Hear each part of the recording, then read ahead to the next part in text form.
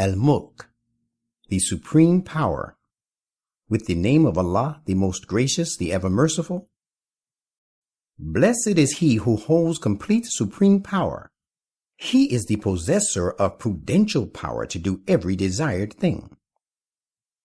It is he who has created death and life, so that he may reward you after trying you as to which of you excels in doing good deeds. He is the Almighty, the great protector.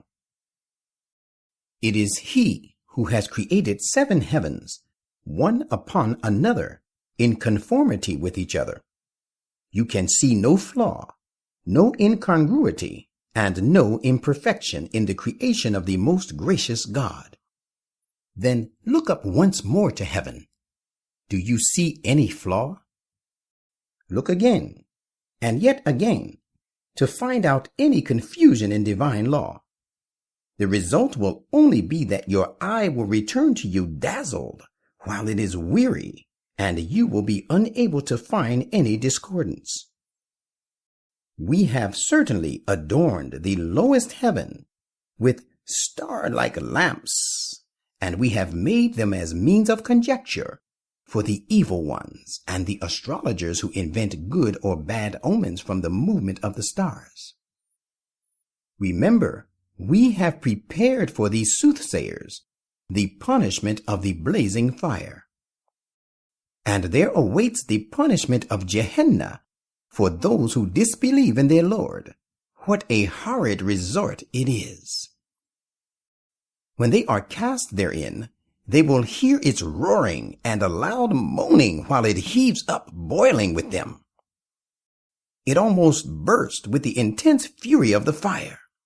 As often as a host of wrongdoers is cast into it, its wardens will ask them, "Did no warner come to you from your Lord?"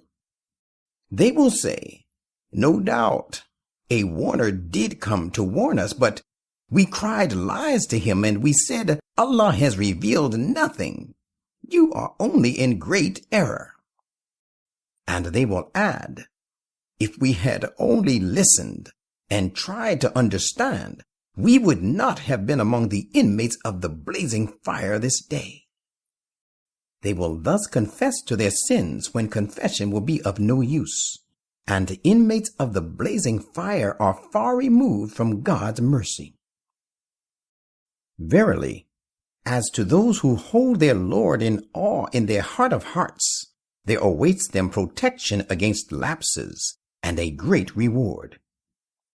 O people, whether you conceal your thoughts or speak them openly, it makes little difference to him, for he knows well the innermost secrets of the hearts. Does he who has created all things not know his own creation? He knows all that is abstruse and subtle, and is all aware. He it is who has made the earth smooth and subservient to you for your benefit. So traverse far and deep into its spacious paths for your spiritual and material advancement, and thus by active labor eat of his sustenance and enjoy his gifts. To him will you all return after your having been raised to life. Do you feel secure from him who is overhead to you all, thinking that he may leave you downtrodden in the earth and may cause it to sink with you when all of a sudden it begins to shake? Do you feel secure from him who reigns in the heaven above you, seeing that he may send a violent storm, raising dust and pebbles on you? Look, you shall soon realize how true was my warning. And certainly their predecessors treated my messengers to them as liars. Then see how destructive was my disapproval at their denial.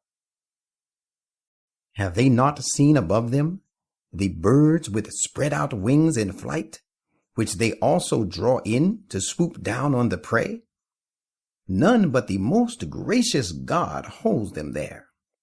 Verily, he has knowledge of each and every thing.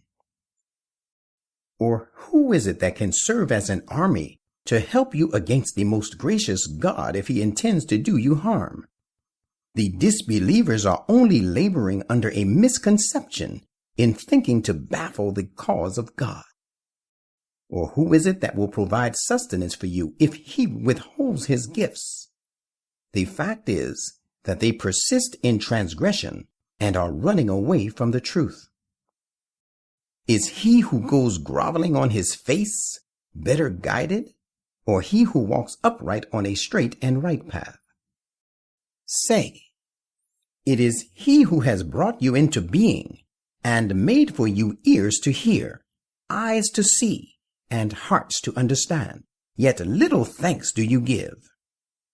Say, it is he who has multiplied you in the earth, and to him you shall all be gathered. And they say to the Muslims, when will this threat be executed if you are truthful in your assertions? Say, the knowledge of the time of its occurrence is with Allah. I am only a plain warner. But when they see it nigh, the faces of those who disbelieve will wear a grieved look. And it will be said to them, this is what you used to ask for so persistently.